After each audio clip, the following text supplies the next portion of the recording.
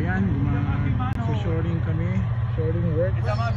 Di part ng enabling works. Ibig sabihin, bago itayo yung building, yung surrounding structure, like retaining wall, dahil kailangan mag-shoring works, ay pinoprotektahan yung mga vicinity ng project o vicinity ng current mga projects. Tulad nun, yung meron ng mga building doon, kailangan kami mag-shoring para protektahan yung soil, yung ground na apektado doon.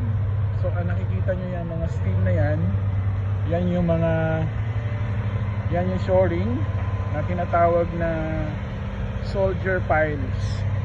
So in between, maglalagay dito ng concrete plank.